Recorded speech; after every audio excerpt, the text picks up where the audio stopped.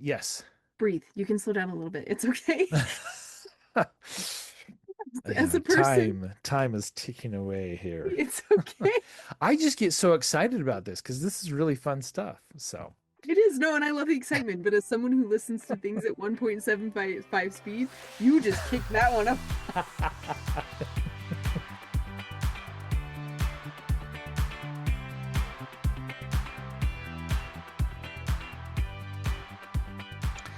welcome, Psych fans, to another fun filled, action packed day of psychology. Excited to be with you today. We're going to be talking about a lot of great, fun stuff. My name is Spencer Kohler, and I'm excited to share my bits and pieces of wisdom or knowledge or understanding and things that I have gained over a long span of time. And my co-host, I hope that doesn't make you feel like it's like I'm a host, you're a co-host. I mean, we're both hosts. Anyway, the host with the most over here, the one and only. Allison Fabricius in my recording closet, ready to add my flair of humanity and hopeful connection and probably trauma. Because as I was editing our last episode, I was like, "Ooh, there we go. There it is. Discussion of trauma again." Well, Just because, as we talked about last episode, we all have trauma. However you have lived your life, we do not come out of this life unscathed. And so so I true. I think it's important for us to add it in here because even if you don't know what it is, even if it's not something big, a car wreck or experience in battle or some horrible family experience, even if it's not any of those things, just by the fact of living in a mortal world where we grieve and we stub toes and we can't always show up perfectly with other human beings, we've all collected stuff. So I bring that to bear, not intentionally, but hello, my life. See the neurodivergence episode a couple episodes back. So with that fantastic introduction in mind, once again, the elephant in the room, we're going to keep it positive though, and I'm going to hand it back over to Spencer. Last time we made a note that we wanted to talk about neuroplasticity before we get into the endocrine system that we are going to be I just about said playing around with today, but we're not going to be doing that. But we are going to be looking at it a little bit more in depth and seeing how it plays into the whole uh, yeah, of our bodies. We did brain last week. We did brain a whole bunch. We talked a lot about the brain, which is a major part of psychology and us. But moving forward, we have to talk about the endocrine system, and we'll ultimately end up in the neighborhood of the nervous system because all three of those work together in a combination to make us who we are. And how we So, engage with the world. yes, how we engage in the world. So we're gonna have some fun today, and I'm really excited about it.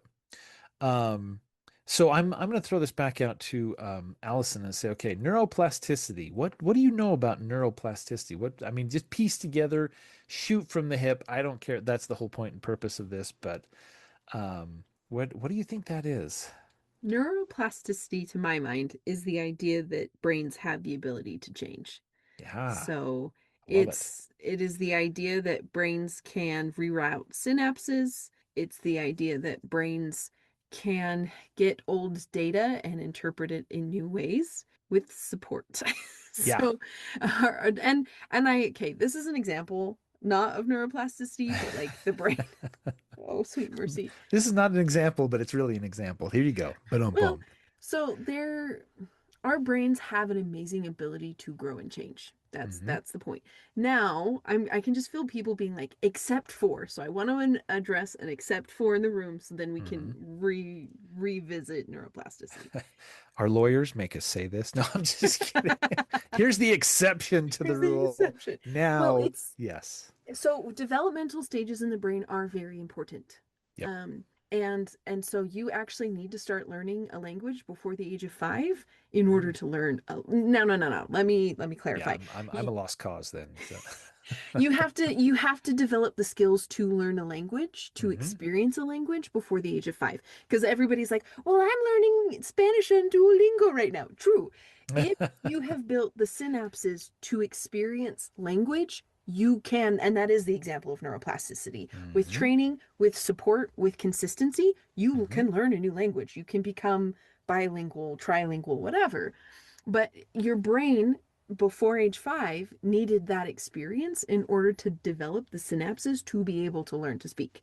There was a scientist back in the 1800s who there was a feral girl. Something had happened. She lost her parent. She was orphaned. She ended up just literally growing up in the wild until about the age of 5, which is how he figured this out. And because she had never experienced human speech consistently up to that point, she was not able to learn language. So, this is just me saying developmental stages, brain developmental stages do matter. But if you have support through those developmental stages, you have the ability to learn and to grow and for your brain to change all along, like throughout your entire life.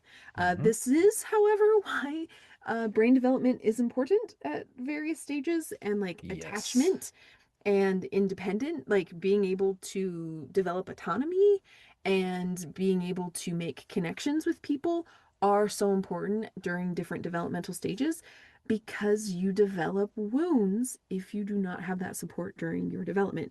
That's why helicopter parenting can be detrimental because children are not allowed to learn autonomy, Mm-hmm. or if there are caregivers who are dealing with a lot of their own stuff and are not consistently making connections with children, those children can struggle with developmental wounds. But this is where neuroplasticity is kind of functioning. Those wounds can be addressed later. You're not stuck in those wounds for forever. The wounds are created. You might see some of that throughout your whole life, but once you recognize they're there, once you have awareness, you can address them and you can support yourself through healing that wound and becoming your authority figure in your life. So, see, we went off Wow. the rails for just No, that was parental spot training. on. No, what do you need me for? Holy cow. It's okay. Podcast done. Here we go. No, I'm just kidding.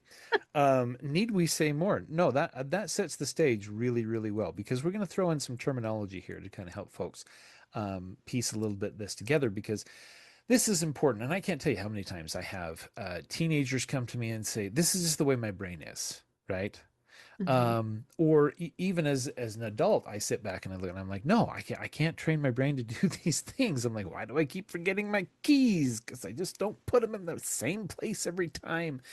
All these different things. We worry about how the brain works, how the brain functions, and how these skill building things are even possible. So yeah, so the most impressionable time that we have in our brains is from that stage of birth to about 7 or 8 years of age. That is like prime time right there. That is when kids are the most impressionable. That's also where a lot of problems start, right? When you go to see your therapist, they're like, okay, tell me about your childhood. Why? Well, because it's the most impressionable time for us and our brains to develop and grow. We are exponentially growing new pathways in our brain very, very quickly during that age. And hence, one of the reasons why it's a good idea for kids to take naps and stuff like that. There's a lot going on in their little brains at such a young age. Why we got rid of naps after kindergarten, I have no You idea. still need them. Yeah, Our we brains still are need still them. developing until 25. I want that Yeah, back. Also, right? really fast, this is also the first time that kids are experiencing things for the first time. Yeah. And so, like, as you're saying, like synapses are growing and pathways are forming so Hmm. quickly because this is the first time children are experiencing these things. And my preferred like definition of trauma is Hmm. that it is a moment where you defined yourself or Hmm. defined how you fit in the world. Hmm. And so as these things are happening for these kids and they have interactions with individuals and they go, okay, well, this must mean this about me, or I need to do this so that I can be safe. Or if I'm going to interact with this person, these are the rules that I need to do that with. And so, like you said, Spencer, our therapists are going, what happened when you were young? Because they want to understand what definitions or what beliefs we applied to ourselves or our Hmm. family or our community, because that's going to inform a lot of how we will be engaging in our day to day world. Oh, you bet. And if you find a really good therapist, what they're doing is trying to build an understanding of how those pathways have started so that we can go, oh, okay, yeah, now I know. That explains why X, Y, and Z is happening today. Mm-hmm. And so that's somebody who really understands that and really looks at that and says, yeah, okay, we nobody really comes out of childhood unscathed. We've said that several times on this show. And because of that, a good therapist is really going to look at those pathways to be able to say, oh, I see what's going on here. I see what's happening here.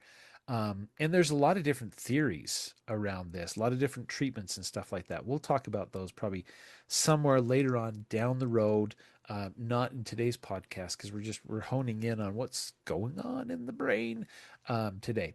So, first of all, we have to look at some of the things that are happening during this age group and many other different age groups. Because after we pass that threshold of 8, our minds are still developing. They're not developing as much or as fast, but they continue to go until about, like you said earlier, 25, in which that growth and development is coming in. And there's even some scientists that have kind of studied that even in the 20s, it begins to slow. Mm-hmm. Now, it's not necessarily that it's stopping, and we're not necessarily that everybody's brain all of a sudden on their 25th birthday says, surprise, we're going to stop growing, because that's not necessarily the case. And it doesn't necessarily mean that you get to the age of 21 and your brain is still growing. So, on average, Mm-hmm. we can say that the brain is still developing until the age of about 25, until scientists come out and decide that there's another age threshold that we're looking at here. But on the whole, most everybody is all summed up with that growth and development during the age of 25. So, what's going on? What's happening? How can we explain these things that are going on? Well, first of all, we have to look at the big one here. Okay, we're going to get the big one out of the way here. This is called synaptic pruning, right? I love the person that came up with this because I'm like, yeah, it just totally makes sense. It's synaptic pruning. So, as we talked about the synapses that are going on inside of our brain, we literally tap into all the different synapses in our brain. That's one of the reasons why, when you're in uh, kindergarten or first grade, we're tapping into a lot of experiences, right? And education is kind of built around let's try some music and let's try some math and let's try some science and let's try all these different things. Let's try some foreign language, right? All these different things because we can tap into and build in a little bit of a hint of, hey, I've had exposure to this. And the reason why is because then your brain starts to develop pathways, and those pathways connect the dots for information to continue to flow. So let's take Mozart, for example. Young age, he's starting to play the piano, right? I kind of started myself playing piano around 7 or 8, so my brain was still developing. But those synapses and those patterns that are starting to grow and develop inside of the brain have helped me develop things that I will use for the rest of my life. And that's phenomenal because I've opened that up. It will probably never close 100%. Some do, but because I kind of keep it up and I keep it open and I keep that pathway somewhat flexed, almost like a muscle, I can still draw upon that from time to time. But You have, synaptic, go oh, ahead. sorry, I was just saying that you have the capability. Like, the Yes, capability is there to use that pathway. right. If the longer a thing stays dormant, the harder it is to have that capacity. So true. Well said. So, this idea of synaptic pruning, the brain continuously refines its network. Okay. So, we're trimming out those things, we're pruning those things that are not being used. If you use it, you don't lose it. But if you don't use it, you You will lose most it. definitely lose it at some point in time if you don't keep that open and working. So we're eliminating unused connections in the process known as synaptic pruning. And our minds are going through that. So let's say in the beginning we have, and not every population hits this very, very well, but for the most part in the US, we try to open up kids' minds to a whole bunch of different experiences at a very young age. And some kids grasp onto some things, some kids grasp onto others, and we have different interests, and some things begin to come easy because maybe we can wrap our minds around it a little bit more, all that kind of stuff. So we're trimming out the bad, we're trimming out the things that we don't use, we're trimming out the things that we maybe have not been exposed to at that age. And you know, many of us can sit back and think, let's see, let's think back to there. Zero, let's see, birth to 7. What was I not exposed to? Well, anything that you were not exposed to will probably not be something that you can draw upon later, right? It's just it's out. It's Well, it's out. because that pathway never had an opportunity to connect. You bet. So so if we look at it in the way of things that you were introduced to once or twice during that age range, the pathway at least formed. It might be dormant, it might be darker and not as active, but it made the connection, it formed. If you never had the experience, there's just no connecting point for Mm-hmm. information, for electrical impulses to travel. So you Mm-hmm. just don't have it. So the more things that you have experienced through birth to 7, even if you haven't used them in a really long time, it will take effort, but your brain can go, oh, fire up the engines. We have a Mm-hmm. connector point, and then things can start traveling down that pathway. You bet. Also, real fast, you said that our brain trims out the bad. Uh-huh. The bad is not necessarily what we think. That It is a can good be point. sometimes, but Yep, that's good. bad can also just mean unfamiliar. And Mm-hmm. so if you are like if you are unfamiliar with um a certain thought process, your Mm-hmm. brain's just gonna prune it. Mm-hmm. And so then when you come back later and go, maybe that unfamiliar thing wasn't so bad, Mm-hmm. it can be a lot more work to that's I think in my mind that's where discomfort with the unfamiliar things comes from is your brain's Mm-hmm. just like, ah, we cut that out for a reason and you have to work really hard to get it back. Yes, thank you for that. What I should have said was the unused gets Ah, cut. The unused or the untapped gets shut down. And this is a beautiful thing that the brain does. I mean, absolutely phenomenal, beautiful thing that the brain does because it has limited resources, right? And if it has limited resources, well, we have to put resources into those things that we are pushing to grow and develop. And that's a beautiful thing because there's a whole bunch of different things that we want to grow and we want to develop. And we kind of hone in on some of those things, whether it's music or art or dance or math or science or um, English. Or if it's sports related, or all these different interests of all kinds, we can sit back and say, oh yeah, this is something that I like, this is something I enjoy, I was exposed to this a little bit, so there is some room for that to happen. So in this regard, we look at something called neuro pathways or neural pathways. So neural pathways is essentially the brain creates and strengthens new neural pathways. It happens when we engage in repetitive activities. So, if, for example, like my wonderful piano teacher taught me, I was supposed to practice every single day, right? 30 minutes every day, maybe an hour every day. An hour probably oh, would have been better, right? And many of us can look back with maybe a tad bit of dread and go, yeah, maybe I didn't practice as much as I should have. Maybe I should have dedicated a little bit more time, effort, and energy. But there again, it also comes down to how we feel or our belief about that certain thing. If we get to the point where we're like, you know what, we're really not trying, we really don't want to make this work, we really have no passion or desire, okay, you can't really fool the brain. The brain knows, the brain gets it, right? and Um, is this where the endocrine system sort of comes in with your feelings, or is this all just happening in the brain? most of this is just happening in the brain at the Okay. moment. Yeah, endocrine system hasn't quite sparked up yet as far as this is concerned. There's well, I will say there's a little bit of it, and we'll talk about it because I think you've got a really good valid point. But for the most part, right now, it's the brain. We're not really tricking the brain into some of these different things. But we'll talk about the chemicals in the endocrine system and how it can affect some of these pathways. I like that. Okay, so the third thing we want to jump on in this neuroplasticity is adapting to injury. Adapting to injury, excuse me. Adopting or adapting.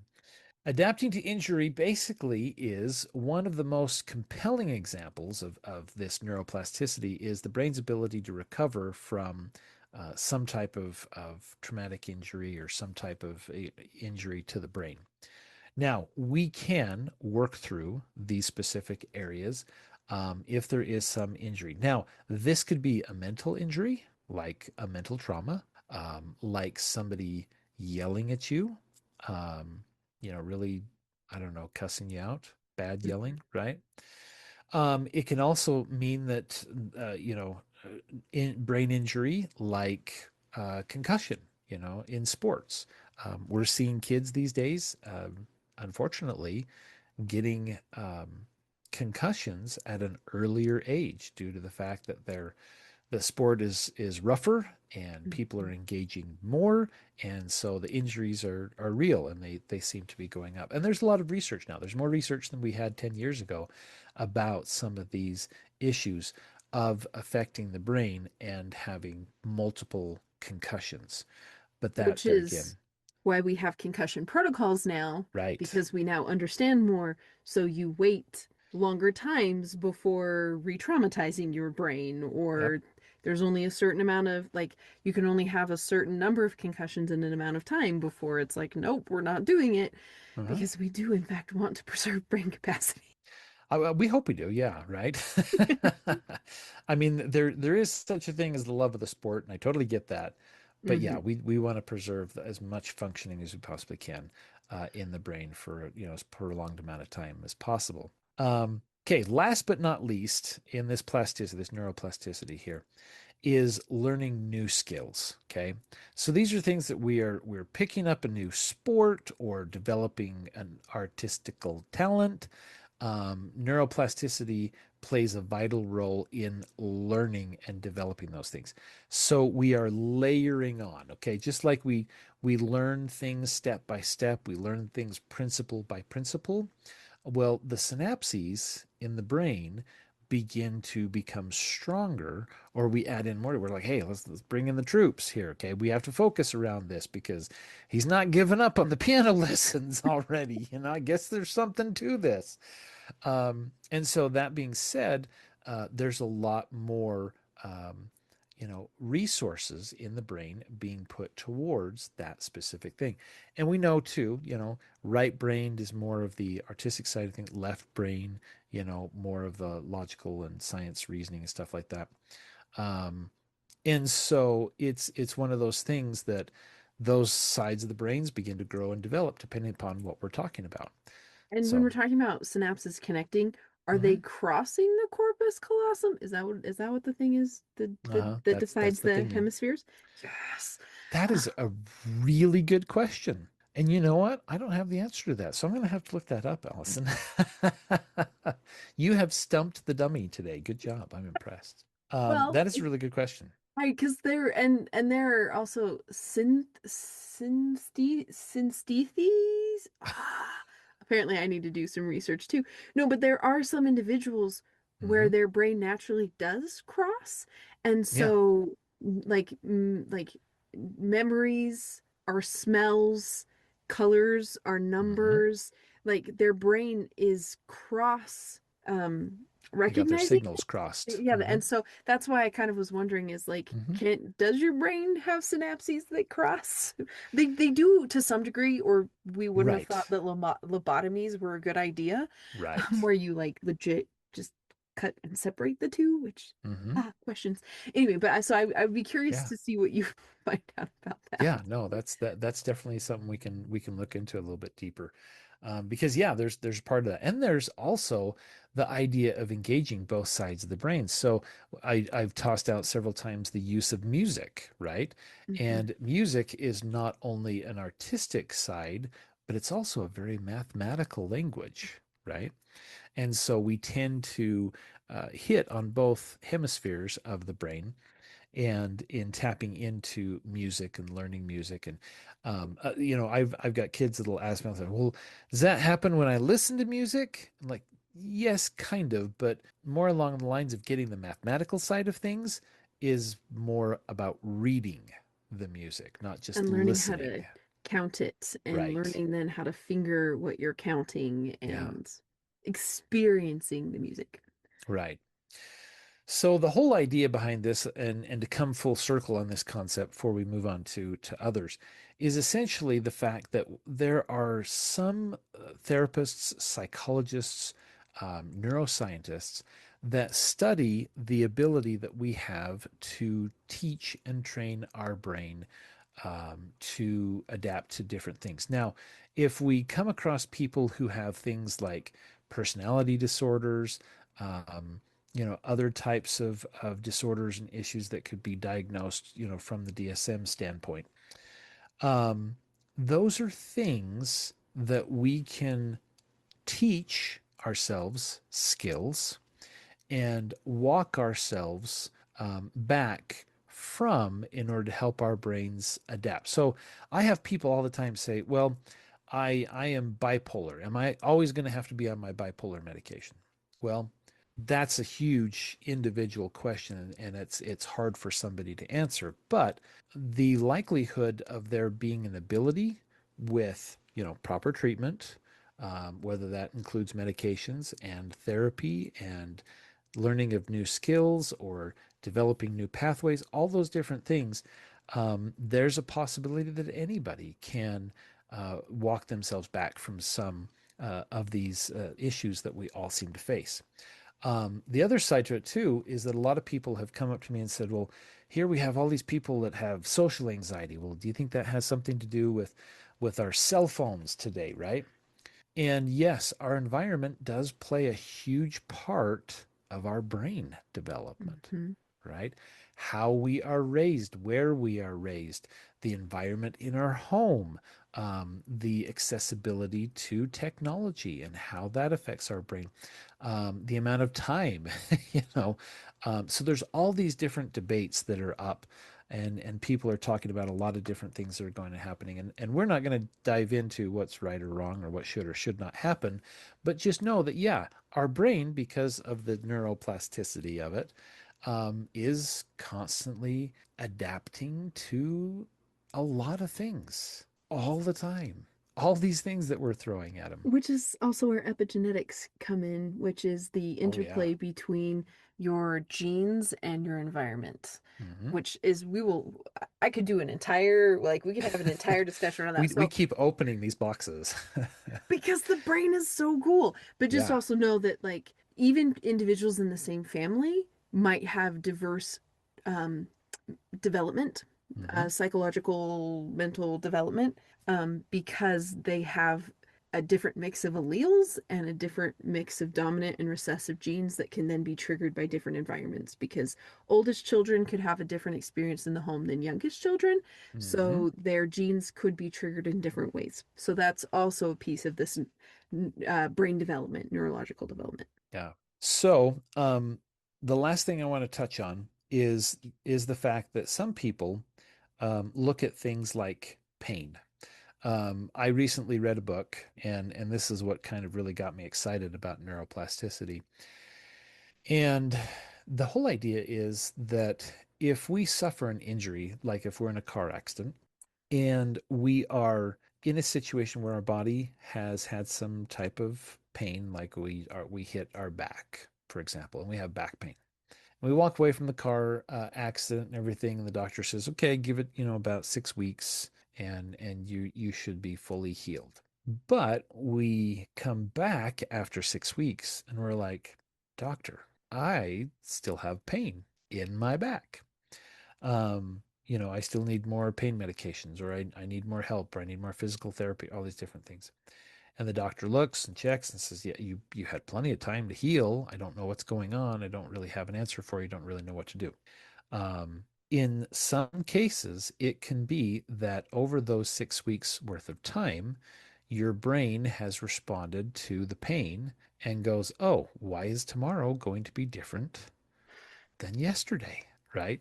And so sometimes we can sit back and now this isn't me saying this is all in your head, right? I'm not saying, that this is something you're making up, but there is actually a test that you can do to figure out if you're really having actual physical pain or if that pain is in our head. Pain from a structural concern. I'm going to put it Right. that way because Good. whether your pain is in your head or your pain is in your body, it's still pain. But It's still pain. if it is from a injury or a structural concern of some kind, or if Uh-huh. your brain is just going, we hurt now. Yeah. The end. Yeah.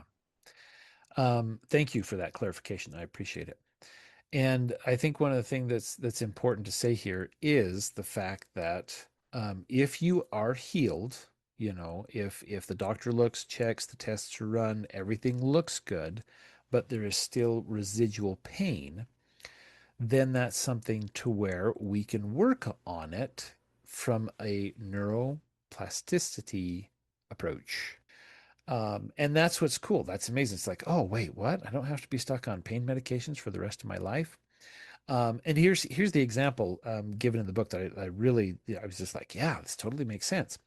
So the idea is if you are engaged in something, let's say you go watch a really good movie and you get so engaged in that good movie, or let's say, for example, you sit down and you're reading a new book and you're like, oh, I just am so enthralled in the book and everything.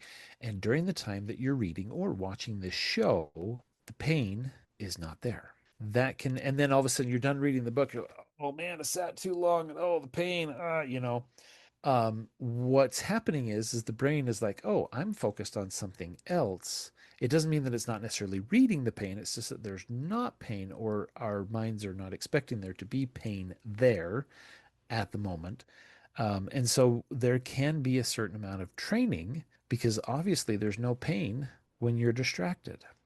Now, obviously, if you were distracted, reading a book or a movie or something like that, it's the pain is still going to be there if there is some type of injury that's happening. So we have to make sure that that's, 100% clear. But for the most part, there is room for neuroplasticity. There's room to train the brain that there's no longer need to feel a painful feeling. The receptors don't need to go off. Thank you. You've done your job. I'm moving on.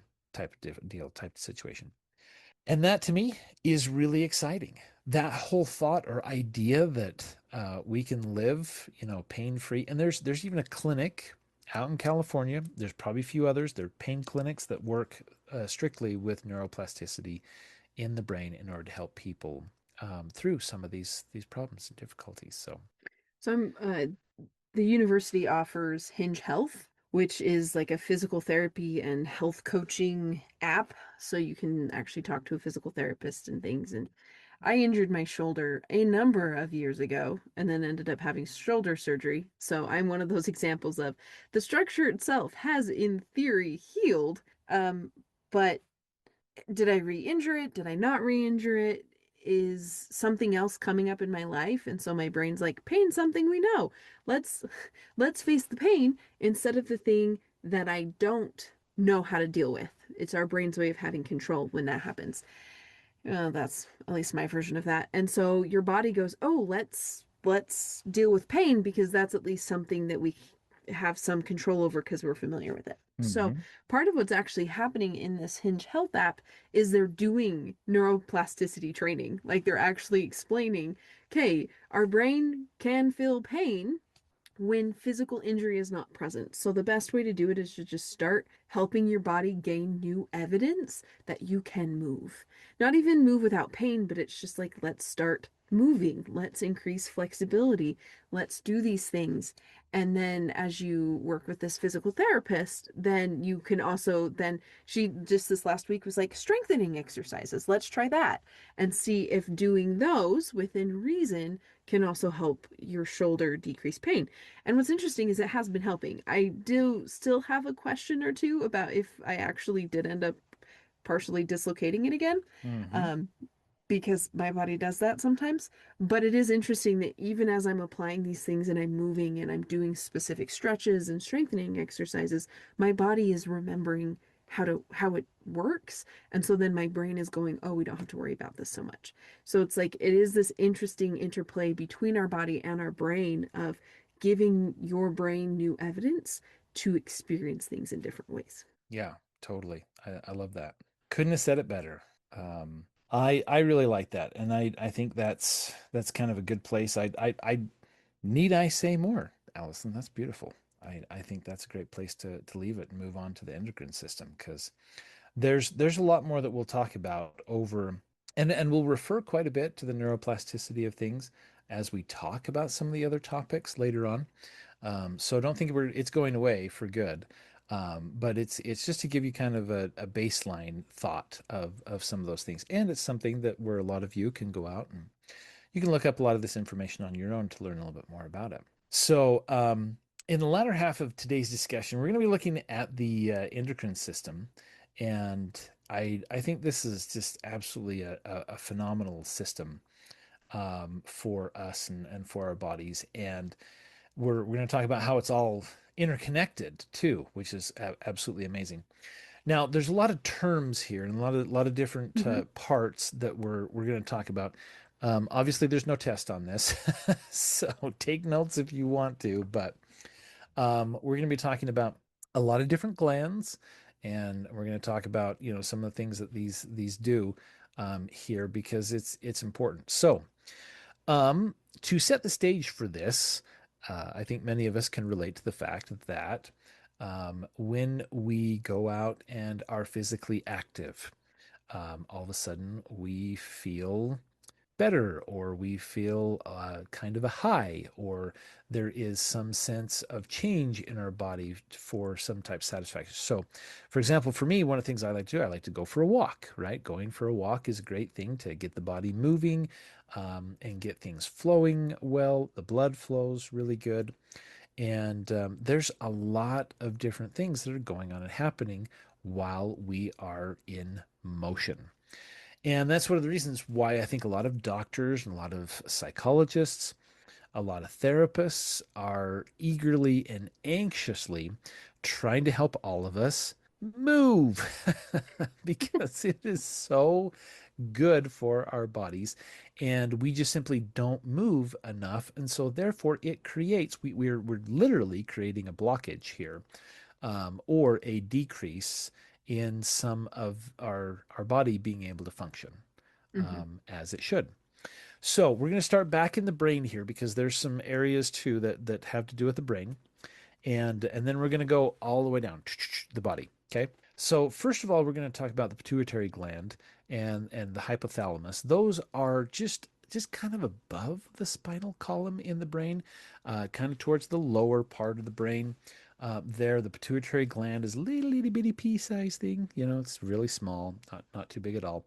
And as we go through a lot of these glands, the glands are really not that big. They're really pretty small, but they have big job to do. I was gonna say Big they job. control a lot. They influence a lot of things for being Yes. pinky fingernail size. Yeah. Yeah. Definitely true. All right. Then we're going to move down towards our neck. So moving from the brain down towards our neck is the thyroid. Okay. We have these both men and women, and I have to point this out because there are going to be, by the time we get to the bottom, there's going to be some differences between us. So yes, men and women both have a pituitary gland and a hypothalamus. We each have a thyroid gland, which is important to keep in mind. That is something that I think is absolutely remarkable. Now, in today's modern medicine, we are doing more tests on the thyroid than we were before.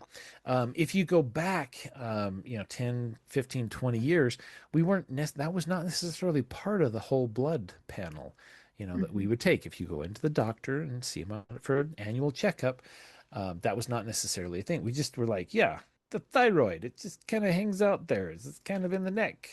We don't know what it does, but it does something, right? But now we look at some of these things, we're like, oh, hey, wow, if there is some type of abnormality in the thyroid, that can cause some emotional issues.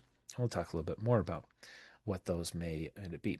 Then there's the thymus. So if you could picture, somewhere, not necessarily, it's kind of heart level ish, but it's not, your heart, and it's not right next to your heart. It's towards the middle of the body where your heart is kind of over to the, left hand side there. So it's kind of out of the way of each other, but the thymus is there. And is none. So we got head, we got neck, we kind of have chest. And these are really cool. There's a lot of different sciences that have to deal with these. There's a lot of different emotional treatments to some of these. If you've ever heard of something called cranial sacral, if you've heard of things like Reiki and stuff like that. There's a lot that has to do with some of these things and the emotional state and well-being of some of these things. And we're gonna have there again, just open up another box right there. There's Well, more and things to talk about. I actually have a friend who she's a massage therapist that actually Mm-hmm. focuses on trauma, like Uh-huh. both physical injury and trauma, and like doing releases, and she does Reiki. And so I'm excited to have her on in a little while just to kind of talk about that mind and that body and that energy link, because science is finding more and more connections. Like when I was young, in my teens, there we just scoffed at the idea that energy and the mind and the body all play together as much as they do. And the more that we research, the more that we understand that Mm-hmm. there are connections and they affect us. And the Yeah. more we understand how they affect us and interconnect, the healthier and greater well-being we can have. Boy, I would say, do you and I have the same, massage therapist? Because mine does the same thing. And yeah, I got an appointment to go see her because man, I'm feeling it. I could really, really use it.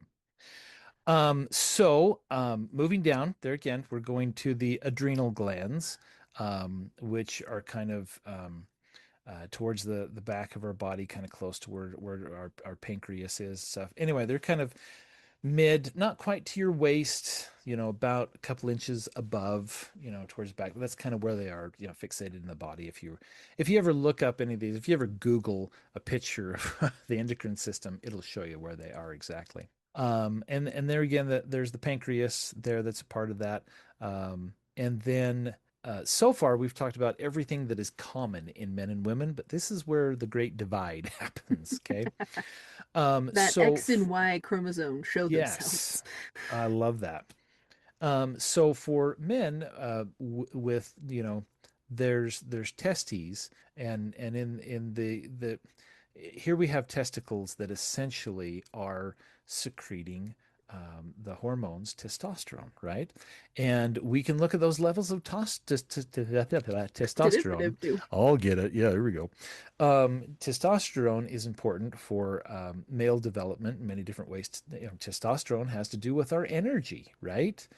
To keep our energy up and keep her going. Now, for the feminine variety, all of you folks have ovaries, which is secreting estrogen, right, in the bodies. Now, men and women have both of these, regardless. These things are no. So, Then you uh, needed a balanced, like whatever the balance is for your gender, you need mhm, that balance. Like men do right. need some estrogen to Yep. function well. Yep. Women do need some testosterone to function well and to be in balance. So we both Hmm. have them, but males generally have a greater amount of testosterone and females have a greater amount of estrogen. Hmm. Yeah, and that's the beauty of the body is that once those increase and they're balanced in the appropriate weight, then we have man and we have woman, essentially, and those levels, the higher level testosterones, well, the testosterone helps us drop our voices a little bit. There's more, hair growth throughout the body. A whole bunch of different things happen because of these significant changes. Okay. So yeah, there's a whole whole bunch of different things, and essentially when we look at the endocrine system, the main function of our endocrine system is to release hormones into our blood while continuously monitoring, the level of stuff. Anyway, so having said that, that's one of the reasons, and I'm going back to the whole movement thing, right? We got to move, we got to get down, we got to get As he is boogie. shifting in his Yeah, seat and moving right. the whole time. Got to move because we're sitting here doing a podcast. Yeah, but it's important to move. And one of the reasons for that is those hormones can't be delivered very effectively in our bodies and be pumped into our bloodstream well if we're not moving, right? So think, for example, if you ever fall asleep at night and you fall asleep and your hands are above your head and they fall asleep, right? And you're like, oh, you get the tinglies and you're like, I can't stand that. Well, that's because the blood flow has stopped or changed or been restricted in some way, shape, or form. And so, therefore, if the blood is being restricted in some way, shape, or form, the hormones have also been restricted, right? So cool. The body, it's a cool thing. Okay, also, we're not going to deep dive into this. I don't understand it well enough. But also, movement helps your fasciae get hydrated so that you can keep moving. So, fasciae, Hmm. or fascia, anyway, it's what connects your body. It's what connects all of the tissues in your body that allow your body to stay together and to move and to flex and so the more hydrated you are and the more you move, the more that the blood moves through your body and that you're hydrated so that you have less pain, your hormones are traveling more effectively and you are functioning sort of the way your body was intended to function. Hmm. Yeah, love it. So we can look at some of these. If we ain't moving and we ain't shaking, um, we can say, yeah, there are going to be some problems that happen. So here's a list of a few areas where we may see some problems. And many of these can be linked to some type of mental health issue that we may be facing. So, first and foremost, the metabolism.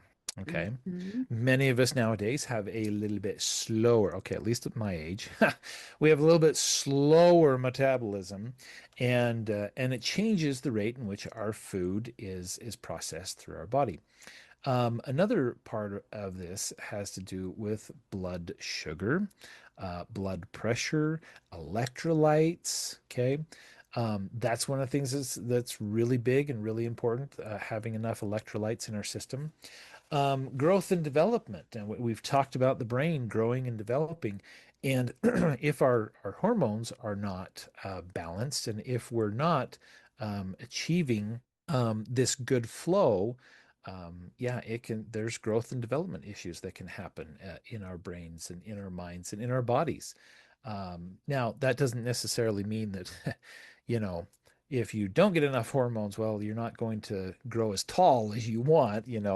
I can wish that my boys are going to be 6 foot tall, and maybe they will. They still have time to grow, but you know, there's other indicators that hit that. But other growth, other development, yeah, that's a part of it there. I actually also have an example of that. So when Oh, I was do tell. 18 years old, I was diagnosed with hyperparathyroidism Oh and yeah. hypercalciuria. So hyperparathyroid, no, hypopar, that's what it is. Yeah, say that five Hypo. times fast for us, will you? Oh, sweet mercy. Basically, it's my parathyroid was functioning too well. Mm. And so what was happening is so many hormones were being released and proteins were being released. I think it was proteins that were being released, and it was telling my body that I needed more calcium because Hmm. my kidneys were leaking calcium. So that's where the hypercalciuria comes in. So Hmm. my kidneys were leaking calcium, and so my parathyroid was saying, "Oh, we must have more calcium." So it was actually eating my bones. Oh wow. And so I was on my way to having osteoporosis because my body was saying, well, we need calcium, so we're going to get it from your bones. But that's not the right kind of calcium for your body. And so Hmm. then it forms kidney stones. And so then I had kidney stones as a teenager. And that's just one like concrete example of if your thyroid or parathyroid are out of whack, Mm-hmm. weird things can happen to your body.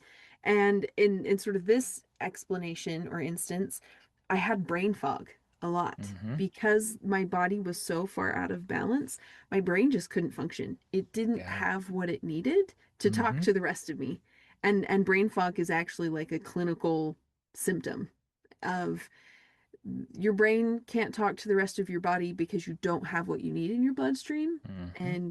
And that also came from a vitamin D deficiency. So I've been on vitamin D for a number of years. Just because your body also can't process calcium correctly without vitamin D. Right. So this is all just to say there's a whole crap ton of interconnected things that happen with our body for our body to do what it needs Yes. to do. So true. And unfortunately, we don't have a whole lot of time to cover all those different things in just one episode. So stay tuned, folks. Obviously, this is going to get into a lot longer episode. We might This is even break it into a couple of different episodes This here is or not there. going to be a 3 episode series like we promised. This is going to be brain structure and then Yeah, endocrine and right. then whatever the other one is. What is the other one? Nervous system. Oh, thank you.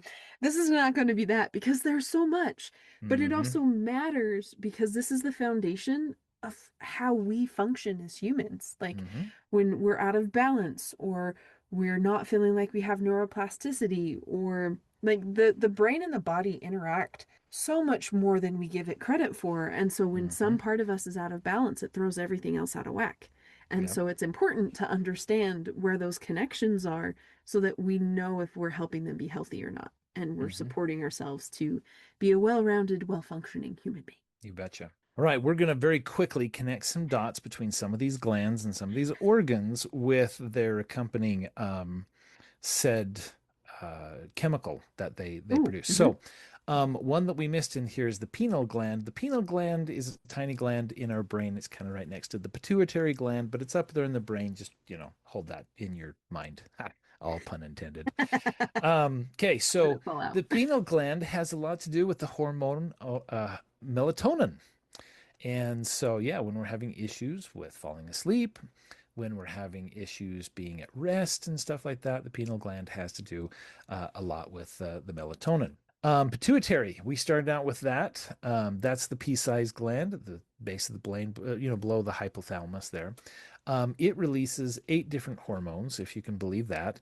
And there's actually 50 different hormones. But the buzz terms like melatonin and oxytocin and serotonin and stuff, those are the ones that get most of the popularity and stuff. But essentially 8 different hormones, and they trigger other parts of the endocrine glands to release hormones. So the easiest way for me to explain this is the pituitary gland is kind of like the mothership of it all, saying, "Hey, I'm going to secrete these 8 hormones, and depending upon the size and amount of those hormones and stuff like that, it kicks other glands into gear." Kind of cool, kind Mm-hmm. of really cool. All right, so there's the thyroid gland. So if we have thyroid problem there again, that's the one in our neck, Hey, and it Spencer, releases. Yes. breathe. You can slow down a little bit. It's okay. As Yeah, a person, time is ticking away here. it's okay. I just get so excited about this because this is really fun stuff. So, It is. No, and I love the excitement, but as someone who listens to things at 1.75 speed, you just kicked that one up. thank you. Thank you for bringing me back down to earth here. Okay. So, thyroid gland, it releases hormones that help control our metabolism. So, yes, depending upon how we metabolize our food, our friend thyroid comes into play, and thyroid, not um, shoot, I was thinking a Star Wars name. Anyway, thyroid, droid, android. Yeah, Right. no, not an Android. android, but a thyroid comes in to help us with our metabolism. Does thyroid also control cortisol? Or is It that can. something different? Okay. Yeah, yeah. There's also the parathyroid, pea-sized glands that are typically behind our thyroid. Um, that's another part there. They control levels of calcium in our blood, which probably has, something to do with some of your early diagnoses there, Hello, yeah, hypercalciuria. right? Yeah, there you go.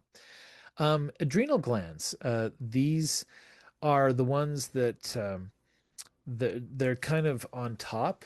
of your kidneys. So if you kind of know where your kidneys are, in the your back there, those adrenal glands, they release several hormones that manage bodily processes like our metabolism. So here we go. We got thyroid that has something to do with our metabolism. We have the adrenal gland that has something to do with our metabolism. And let me tell you, we're not done with the metabolism yet. Is it the adrenal glands that have more to do with cortisol? Because cortisol is the stress hormone.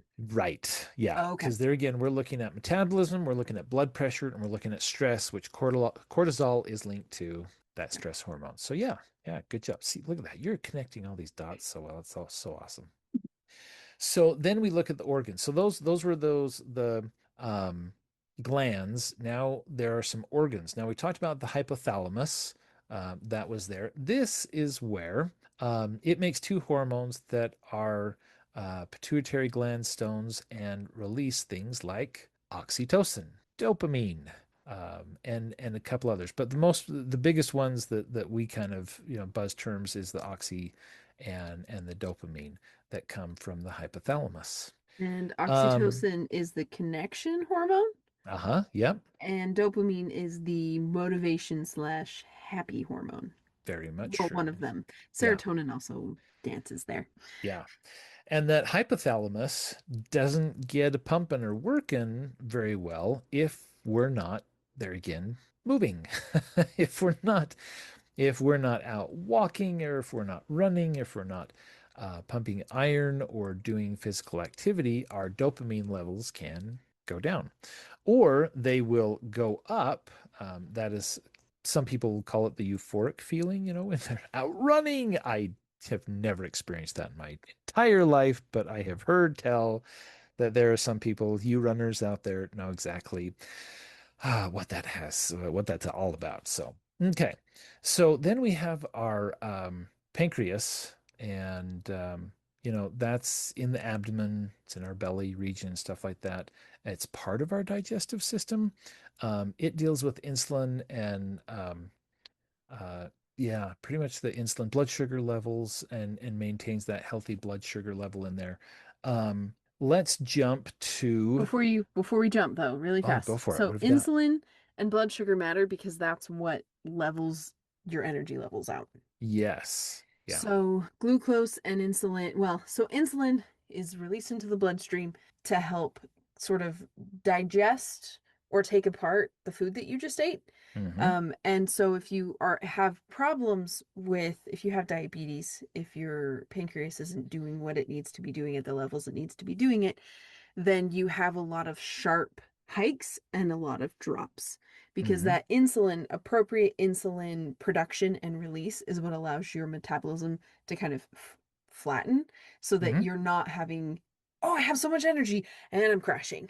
So it essentially helps your body avoid the crash. Mm-hmm. And which you might feel like if you're fasting for a long period, like for 24 hours, Oh yeah. or if you do have too much cake for your birthday because it's delicious, That sounds like me. your body is reacts to that sugar because it flushes your body to metabolize the sugar, and then once the sugar is gone, there's nothing left for it to work with, and so you go, "Yay, done." Mm-hmm. Lovely. Thank you for that. I'm so glad that you're here to keep me grounded, Allison. I love it. I love your input is so valuable. Thank you so much for being here. You're welcome. Um, somebody's got to keep me, you know, straight. That could be So, the new name of the podcast. yeah, Dumb it down, right. mental Yeah. health. I know. You're not dumbing it down. No, this is great. We want people to connect with this information. That's what's important there.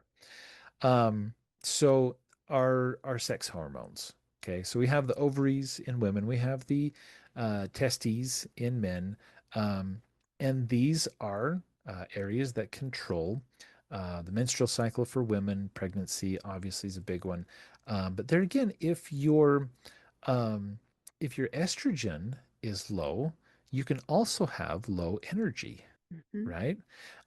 If your testosterone is low, you can also have low energy, right? Yeah, So I'm gonna be so brief.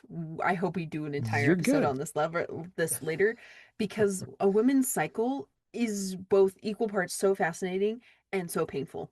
And I'm Mm-hmm. learning this in my 30s. Like, where has this been my entire life? So, women Right? operate off of a 4 week cycle. Mm-hmm. Generally, now there's always exceptions, there's always weirdness, but the general trend is there's a 4 week cycle. I cannot in this moment tell you, I need to do some research, but it's follicular and luteal, and then there's actually like the menses itself, and then there's one other one in there. But the point being, your energy fluctuates based on what part of the cycle you're in. And you have different strengths or abilities to concentrate depending on which part of the cycle that you're in. I And bet. so, because you have different amounts of estrogen and progesterone throughout your cycle, so your body is naturally cycling through different energy levels. So, Mm-hmm. as Spencer said, when our estrogen is low, our energy is lower. And there's so much power in understanding that instead of thinking that you're broken, you're really not. Your body Right? is just doing its regular cycle. Mm-hmm. Also, your estrogen levels affects your other hormone levels. So you all, I mean, that's why we talk about PMS, but Mm-hmm. we've kind of villainized it as, oh, she's so bitchy at the moment, when in reality, it's her hormones are out of whack and she's still pushing too hard because we haven't acknowledged I'm still pushing too hard because But I haven't men, acknowledged where we're at. don't point that out ever. Word to the wise, do not point that out ever. It's just, well, and it's not going to do anybody any good. So just Right? Yes. just don't. Anyway, so that's women, and I could do a total deep dive on it. It's fascinating. But Mm-hmm. the other piece to this is men also have a cycle. Oh Did you yeah. know that, Spencer? Uh-huh. I did indeed. Tell me more. But I mean, the most that I know about it, I know much more about the female cycle. I Sure. figured it would be good to master that. But Uh-huh. men's have a cycle, but it's a 24-hour cycle. And Mm-hmm. our society has, surprise, surprise, been based on a man's 24-hour cycle instead of Mm-hmm. a woman's 4 week cycle. And Mm-hmm. which is why the 40-hour work week sucks for women, Yes. Mm-hmm. because we're not meant to just generate energy consistently and Mm-hmm. constantly throughout a week. Whereas men, they wake up, they have a lot of energy to start. There's a lot of focus time midday, and then as their energy winds down, the workday winds down. Mm-hmm. And so we both have cycles. They just function very differently. Yeah. I still like the idea of 4 weeks on, 1 week off. I'm just saying. I think it'd be great. Well, actually, three Right? weeks on, fourth week off. Yeah, yes, yeah. 3 weeks on, 4 week, yeah, fourth week off. Yep, like that. You also brought up another good point too, where if women's hormones are low, then they can become what we would call PMS, um, and they can get really emotional, right? Well, the same thing can happen with guys, Mm-hmm. right? Testosterone goes down, and sometimes that means their anger can go up, their aggression can go up, because they're feeling that lull in the hormone. Their bodies are missing it, and they're gonna, they get grouchy and angry and hormonal and all that kind of stuff. But for whatever reason in our society, we don't, we don't last on that because, anyway. I won't get on that soapbox, but Okay, we need an essentially, entire episode on like male and female hormones and yeah, cycles, right? because but this is part of mental health, because if Yeah. your partner is going through these things and neither one of you know it, that is Hmm. going to affect your partnership. That is going to affect how you function with the people close to you in your life. And so Hmm. it's an important part. And the other piece I was going to say, for individuals with ADHD, your cycle for women with the cycle, it greatly affects your ADHD as well, Hmm. because those hormones affect how we can process dopamine. Hmm. And if we can't process dopamine, hello, ADHD symptoms through the roof. Or PCOS can also Uh-huh. be part of this. So there's just so many pieces that it matters to understand how your hormones work. That's the Yeah. takeaway here. It matters to Yeah. understand your Hmm. hormones. Well, and to that note too, some guys will sit back and like, oh, I'm getting kind of tired, and a doctor may put them on some um, testosterone pills or something like that, right? If our testosterone goes too high, there again, we're out of whack, and that can be a bad thing too. There can be a loss of issues and control and anger issues and all these different things. And That was such a unfortunately, nice way to frame all of that, Spencer. I Good know, job. right? I'm like, how did PC here, PC?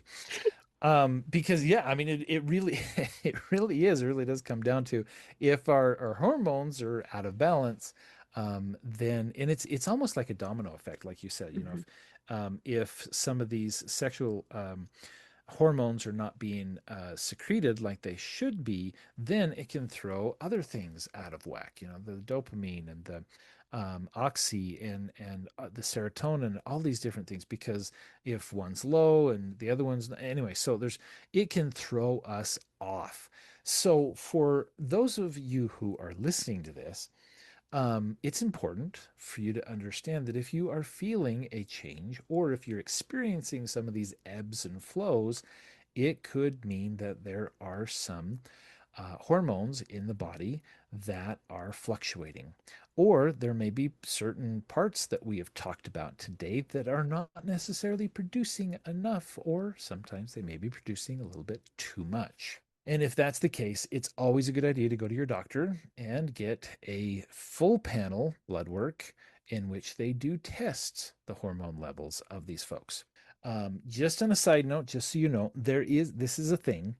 Homeopaths look at these hormones and these blood panels just a little bit differently than your medical doctor will.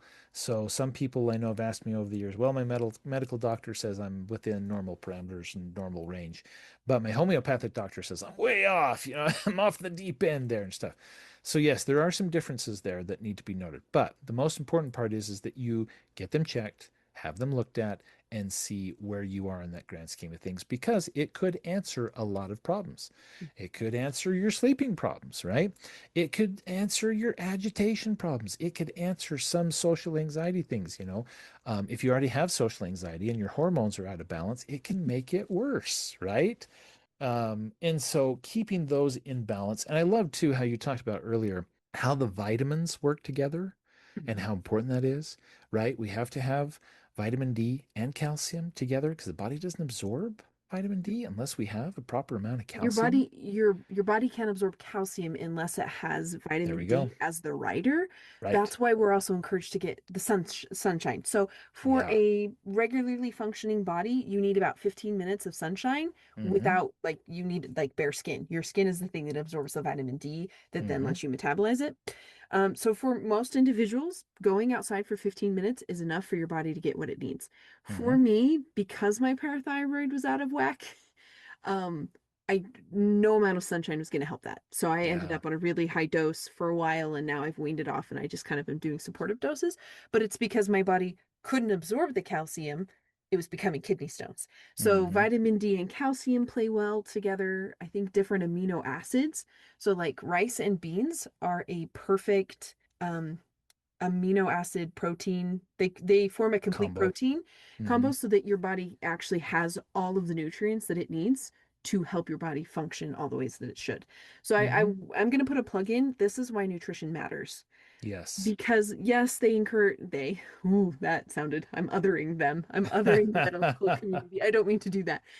We are encouraged to take multivitamins, which is all well and good. Sometimes those multivitamins are not actually metabolizable by our Mm-hmm. body.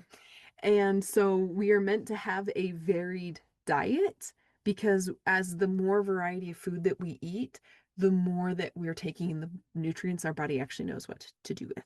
Mm-hmm. So it's a wonderful thing. Maybe spinach isn't your thing. That's totally fine. Like I'm not going to tell you you have to go eat spinach or kale. Not Not my things. Popeye. But find greens. Find the deeper the color of the thing you're eating, the better it is for your body. So just find some things that speak to you because it Mm-hmm. also is going to help your body metabolize the things that you need to keep you balanced. Yep. I will now get off that soapbox. I may continue it just a little bit. One of the things I love Julia Childs as a chef, and one of the things that she said, and I always quote this one. That was probably my only Julie Childs, quote, is that your body can't process its vitamins unless you have some fat in your diet. So when decades ago, we jumped on this whole bandwagon of Oh, we could less talk about fat that. and yeah, get rid of the fat and everything like that. Yeah, it stunted our ability to process those vitamins. and hence cause problems and difficulties and stuff like that. So, yes, where we need to have a caloric deficit if we're trying to lose weight and stuff like that, we also need to make sure we have enough fat in our diet in order to have our body process those important vitamins. Because your brain operates off of fat. Yeah, right? Protein keeps you satisfied, so you don't eat as often. Your brain requires fat Mm-hmm. to think Yeah. and to make your body run. And so we the sad irony is we went fat's bad, so we'll put more Mm-hmm. sugar in it to dampen, like to hide the fact that there's no fat, because fat satiates us. Fat Mm-hmm. has flavor. It has so many things our body needs. So by saying, okay, let's fat's the bad thing, we stuck sugar in everything, and now we're finding out that sugar is actually what causes heart disease. So fun time, eat your fat, please eat your Mm-hmm. Yeah. healthy fat. We'll talk Love about. it. We could talk about so much, Spencer. There's Where there's a will, there's a tangent to be had. I'm and we have opened a lot of Pandora, or not Pandora, but we've opened a lot of boxes today. And yeah, nutrition, health, exercise, all those different things. It is all so important, and love to unpack that. So in essence, the bottom line being that this is one of the reasons why we talk about the brain and we talk about the many different hormones and we talk about all these different things because it's cause and effect, right? It's if we're not getting enough nutrition, if we're not getting enough sleep, if we're not doing this, if we're not doing that, well, then yeah, there's a problem. There's something going on, and we need to get to the root of that. And sometimes we jump to therapy and we jump to psychotropic medications when maybe another approach, just another idea, maybe let's work on health, let's work on all these other different things while we are doing the rest so that we have more of a holistic approach, right, to mental health. And I think that's what really allows people to really achieve true health and true mental stability as our lives progress. So exemplary function. exemplary function. Love that. Love that. Love that. So, as we do, we have definitely talked about a lot of different things. It is time for us to wrap here tonight, folks. And I'm is gonna as put a we quick plug. I'm gonna put a put a quick plug. plug Okay, in. we have opened just about every door that we could open tonight. Hmm. If you would like to learn about something, like if you would like us to prioritize a specific subject matter, please reach out to us. Hmm. Please drop a comment. Please engage with us so that we are supplying the information to you in a timely manner, because we just opened 17 doors and we will hopefully walk through every one of them. But if there are those that are of more interest or significance to you, we'd love to open those first. So I'm just, because as Spencer's about to tell you, this podcast is for you. This podcast is to help you be as functional and exemplary as you can be, which just means distinguished and awesome, basically. So we want to help you be distinguished and awesome. So please reach out to us so that we can help this be all of those things for you. Hmm. Take it away, Spencer. Well, we want to take a moment and dial in talking to you tonight. We want to be able to make sure that you know and understand how important you are to us. This podcast and the reason why we do it is because of you and because you are special and unique, just the way you are. You are the only one else like you, and we are so very grateful that you have spent some time with us and in exploring a lot of these different avenues and helping us be able to make sense of us as humans, but as you individually, making sense of who you are and what's going on and happening inside of your body, because your body is so amazing. The way it works is so amazing. All these different things that we learn about is just absolutely amazing because you are an absolutely amazing, amazing person. Thank you for being who you are. You are important. You are loved. You are cared about. You are special, unique person. And we are so very grateful that you've taken the time to spend your precious time with us. Um, in this. So make it a good day, make it a good time, make it the best it can possibly be, whether it's your day, your week, your month, or your year. Mind over matter, it's up to you. You are an exemplary human, and we appreciate you being here with us. So thank you. Thank you for joining us all. I couldn't have said it better, so I will leave it with thank you for sharing your precious time with us and for learning what it is that you need to be the unique, amazing person that you are. And I will give our disclaimer. If any of your if your body's out of whack, if your brain's out of whack, if we are just introducing these things to you, we are not your medical professional. So please seek out your medical professional. Please seek out individuals who are trained in this and can specifically help you on your journey. We hope that the information we share helps you to ask questions that will help you, but ultimately those questions need to be addressed with individuals who can specifically help you in your situation.